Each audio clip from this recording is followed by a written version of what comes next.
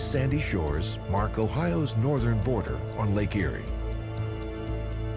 The waters of this lake may be peaceful today, but in the early 19th century, they were filled with battleships, cannons ablaze, during one of the most important naval battles in United States history.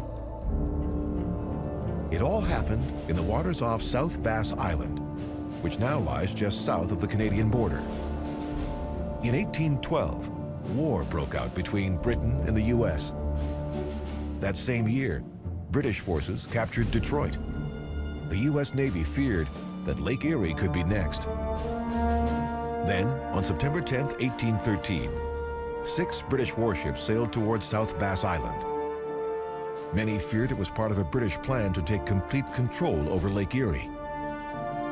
In response to the threat, 27-year-old United States Navy Commodore Oliver Hazard Perry rushed his fleet into action, here in a place called Put-in Bay.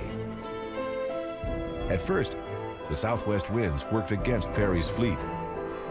The British ships fired heavily on Perry's ship, the USS Lawrence, killing or wounding nearly all of his crew. Desperate and on the verge of defeat, Perry decided to risk it all. In a small skiff and under fire, he rowed to his nearest fighting ship, the Niagara, and climbed on board.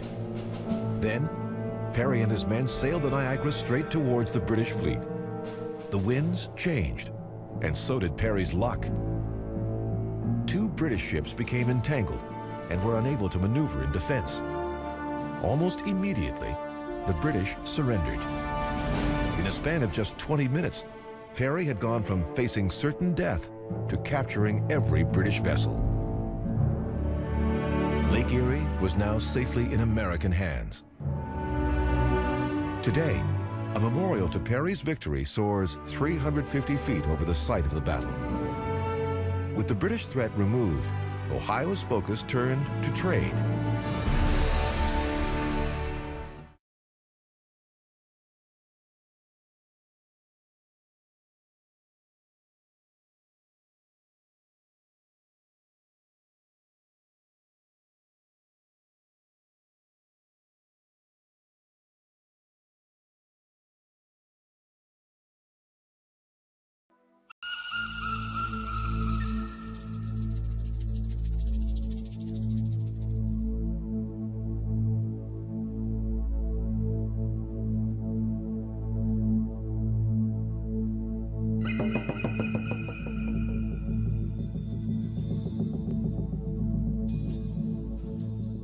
The Battle of Horseshoe Bend is one of the most significant conflicts in Alabama history. It is here that the United States under General Andrew Jackson fought the native Creek Indian warriors of Chief Red Eagle. This battle was the highest point of the Creek War, but the tensions between native Creeks and whites began long before the United States even became a country. The first thing you have to understand about the Creek War and the Creek Nation in general in the 19th century is the long history of confrontation between the natives of the Southeast and Europeans. When the Europeans came over, they decimated much of the native population through disease. Those whom they did not remove with disease were removed with battles. Disease cut the Creek Nation to 1/5 of its original population and severely weakened their influence in Alabama. Disease and battles were 2 major enemies that the Creek people never fully recovered from. With a weakened Creek Nation, there is an influx of white American settlers from the east into traditional Creek lands. This caused conflict not only between Creeks and Americans, but also between the Creeks themselves. Creeks divided amongst themselves over how to deal with the problem of the Americans squatting on traditional Creek lands.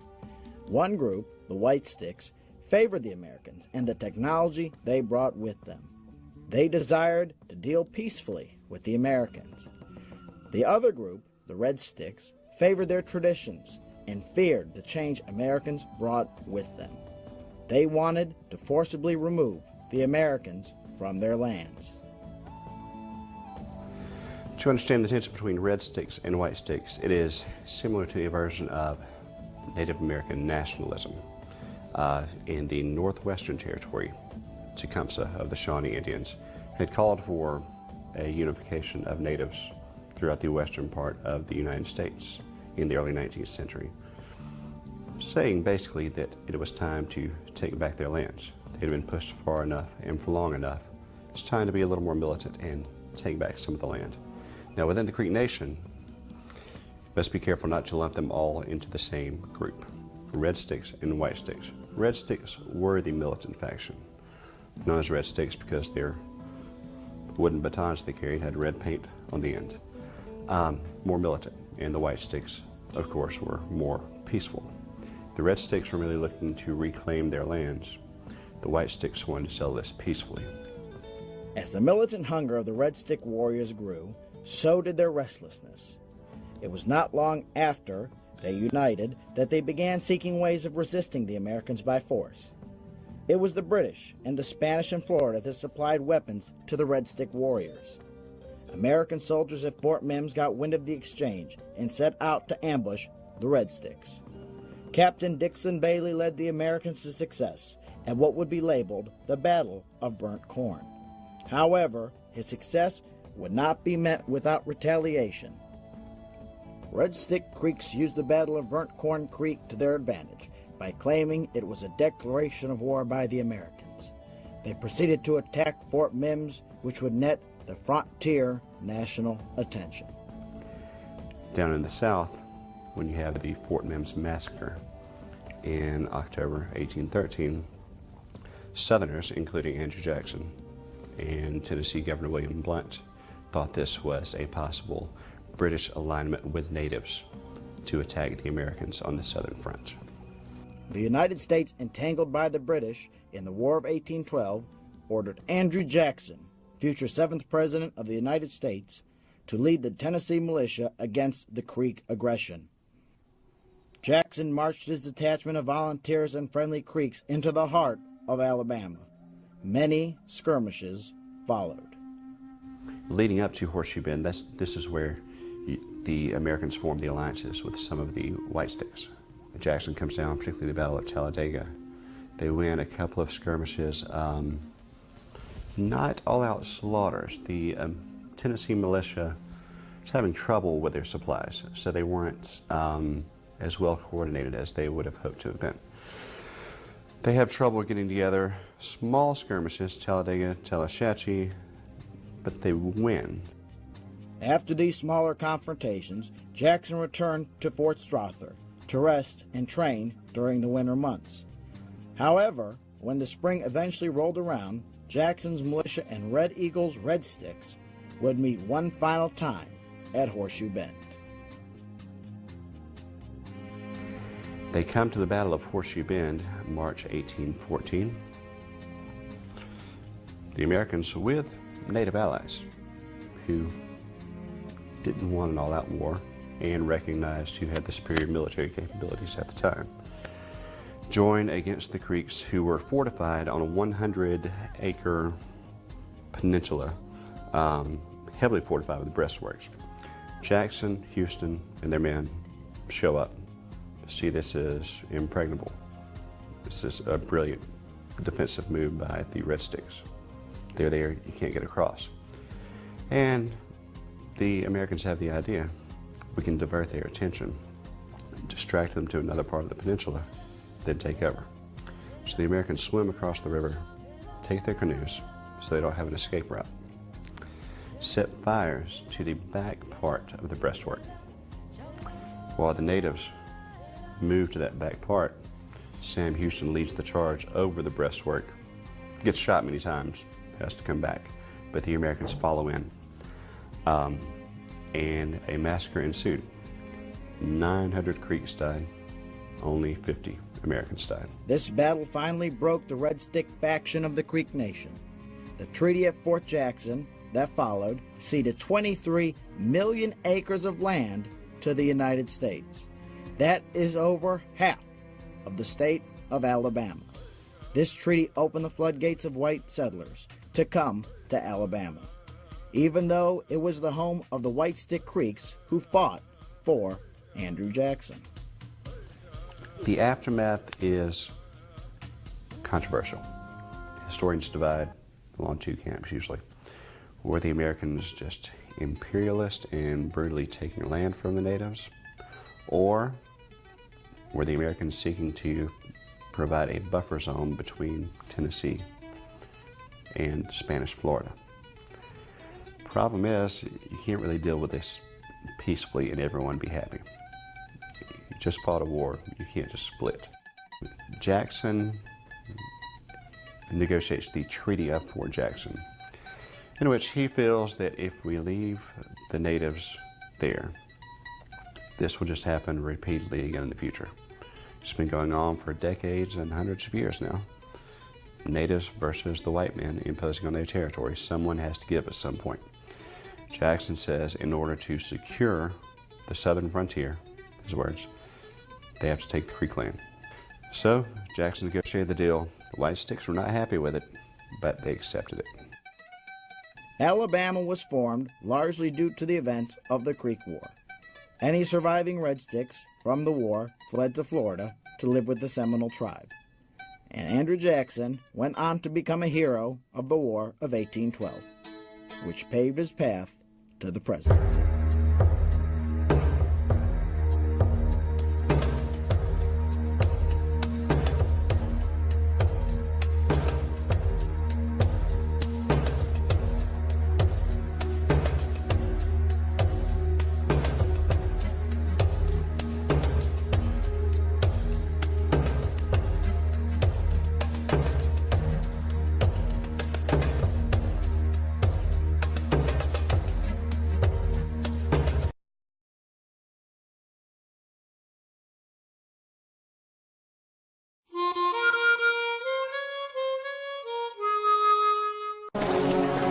General Winder decides to make a stand to defend Washington 10 miles from the White House.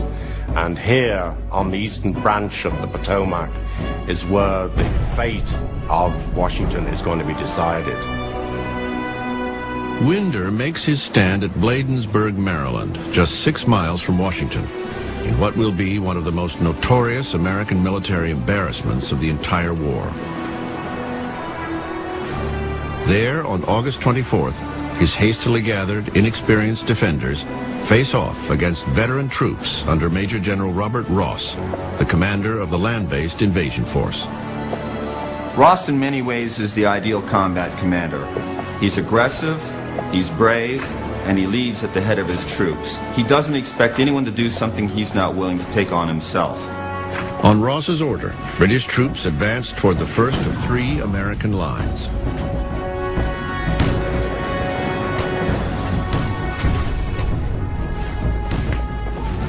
They quickly outflanked the defenders and forced them to retreat.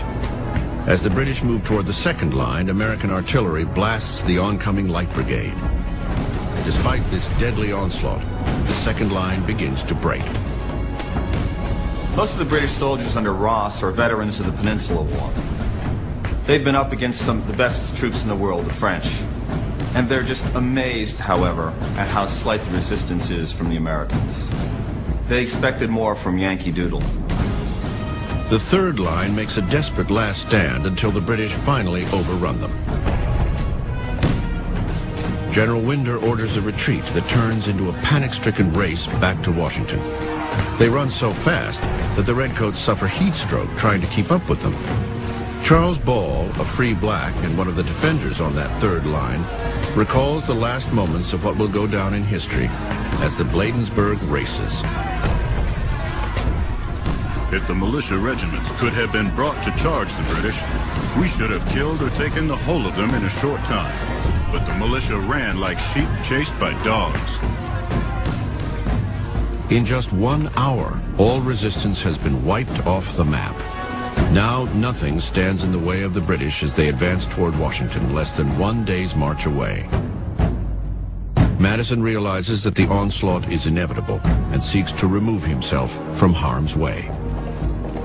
Maybe it's something like George Bush on 9/11. He's trying to find a place where he can get a hold of the situation, find out what's happening, make sure that there's not going to be more trouble in Washington, and if there is, he wants to be somewhere else. In the aftermath of the battle, the once flourishing capital is becoming a ghost town as government officials flee the city. Battered American troops staggering back into Washington have no information of the president's whereabouts.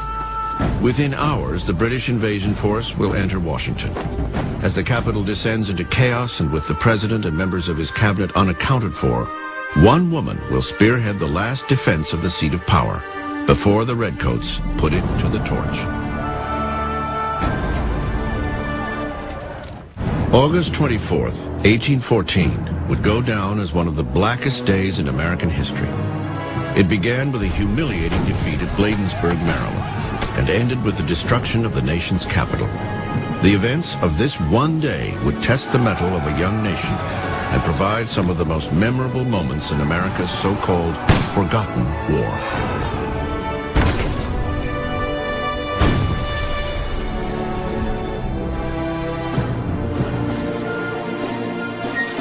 While the British overrun American forces and advance on Washington, just 6 miles away, one woman remains firmly entrenched in the White House, the First Lady, Dolly Madison. Dolly Madison is my favorite character in American history. And the reason is this woman is not only courageous and heroic, risking her life to save things for posterity. This is a woman who is beloved, the most beloved woman ever to occupy the White House, admired and respected by the rich, absolutely beloved by the poor. Dolly and James Madison make up one of the oddest couples in Washington. While the president was bookish and introverted, she was the life of the party. She loved to dip snuff, play cards, and scoop ice cream. All while modeling the labors, the British would be at the doorstep of the house she had transformed into the center of Washington society. She receives word from her husband, who's out rallying troops. Evacuate the White House.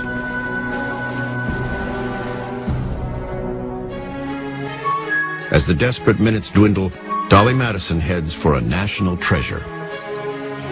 This is a woman who, at the risk of her life, while the British are advancing on Washington, and the male guards have fled from around the White House, this lady decides to save George Washington's portrait, painted by Gilbert Stuart, for the single reason that it has to be protected and saved for future generations. Which one of us, male or female today, would risk our lives for a painting? And she did that. I insist on waiting till the large picture of General Washington is taken, so I have ordered the frame to be broken and the painting taken out. It is done. The First Lady is among the last to evacuate the city. She finally boards her carriage, searching for her husband. By 8 p.m., British forces, led by Major General Ross, enter Washington. It was never expected that an army of 4,000 men could march with little or no difficulty, take and have at its mercy the capital of the United States. In retaliation for burning the Canadian Parliament at York the previous April, British troops prepare to set fire to Washington's government buildings. Redcoats, under the command of Vice Admiral Coburn, break into the Capitol. They stage a mock legislation and vote unanimously to burn the building. One resident watches the fire from her rooftop. No drawing room was ever as brilliantly lit as the whole city that night. As flames burst through the roof of the Capitol, there was a roll of thunder. At about 10:30 p.m., the men move on to another key government target, the White House. In the dining room, they find the table set. Coburn orders wine poured, and in a sarcastic toast to the president, drinks to Jemmy's health. Soldiers rampage through the rooms, grabbing souvenirs, including a ceremonial sword and a pair of rhinestone buckles. Even Major General Ross pockets President Madison's love letters to Dolly.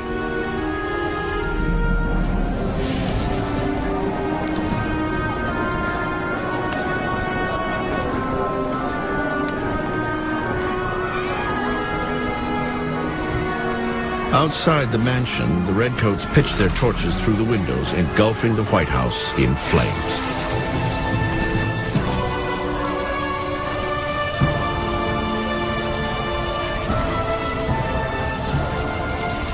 The destruction of Washington's public buildings, these fires, the glow of which was seen 50 miles away, struck at the hearts of many Americans wherever they were. Every American heart is bursting with shame and indignation at the catastrophe, recalls George Douglas, a militia private. Perhaps no one feels the emotions more deeply than President Madison, who watches the fires from horseback in Virginia. There's no sign of panic. There was intense concern about making sure the government didn't fold up, and he felt, of course, a responsibility. At that stage, Madison was thinking, where would he find Dolly? Where would the rest of the government be? How could he reconvene them to show that the government could still function and still exist in an effective form? The next morning, August 25th, the British set the Library of Congress and the Navy Yard afire as storm clouds threatened overhead.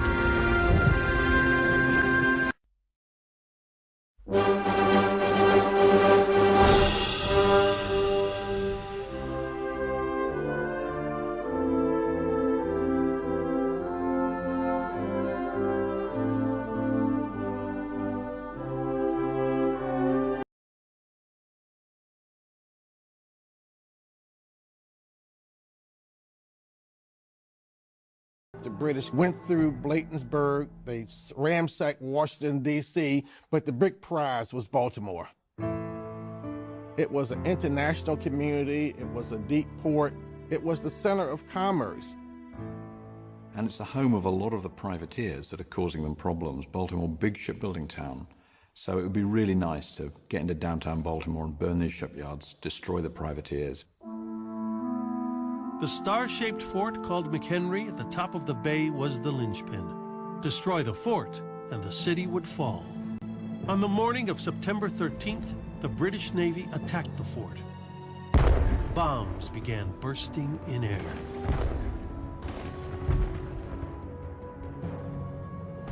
The British hurled 1,400 cast iron exploding shells at the fort within a 48-hour period.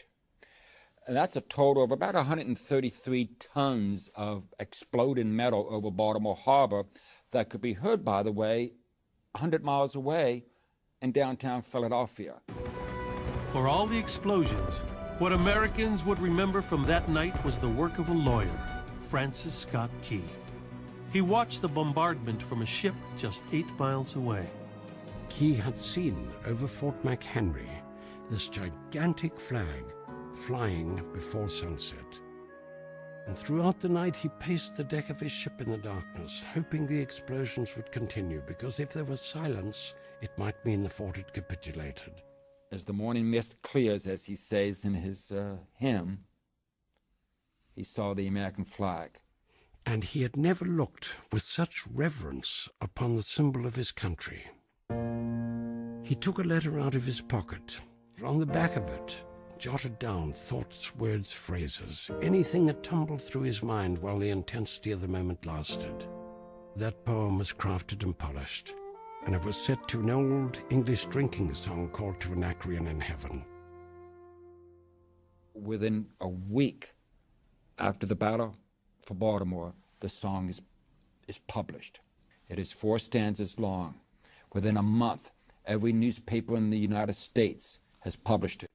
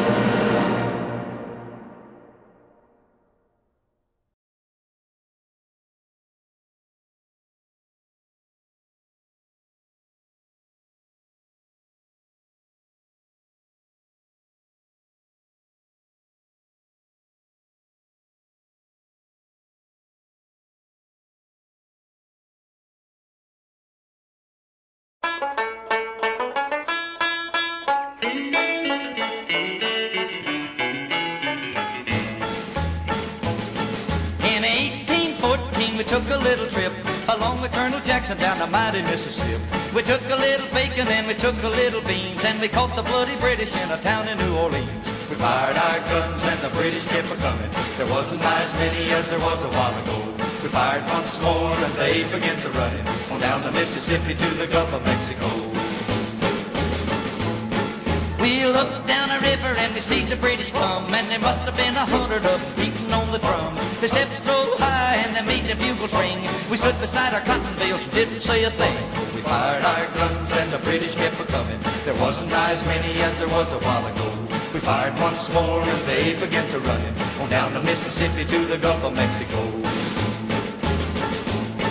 Old Hickory said we could take them by surprise if we didn't fire muskets till we looked them in the eye. We held our fire till we see their faces well, then we opened up our squirrel guns and really gave them well. We fired our guns and the British kept a-coming. There wasn't as many as there was a while ago. We fired once more and they began to run it on down the Mississippi to the Gulf of Mexico. Yeah, they ran through the briars and they ran through the brambles and they ran through the bushes where a rabbit couldn't go. They ran so fast that the hounds couldn't catch them on down the Mississippi to the Gulf of Mexico.